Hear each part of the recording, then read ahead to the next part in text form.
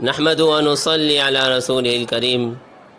یہ مناظر کعبۃ اللہ کی آج صفائی کی گئی، اس کے مناظر ہیں جس کے لیے بیت اللہ کا دروازہ کھولا گیا اور صفائی کا سامان بیت اللہ میں لایا گیا، اور مسلمانوں کا جوش و خروش اور ان کا جذبہ بیت اللہ کا دروازہ جب کھلا تو دیکھنے لائق تھا۔ ہر طرف نعرہ تکبیر اللہ اکبر کی صدائیں تھی، اور اس کے لیے سیکیورٹی کے بھی بہترین انتظام تھے۔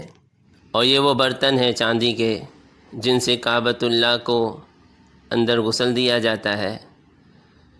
زمزم کا پانی اور گلاب کا عطر ملا کر بیت اللہ کو غسل دیا جاتا ہے، اور اس کے لیے یہ برتن استعمال ہوتے ہیں۔ اندر دھونی دینے کے لیے بخور دانی استعمال کی جاتی ہے، اور یہ کپڑا ہے بیت اللہ کو صاف کرنے کے لیے۔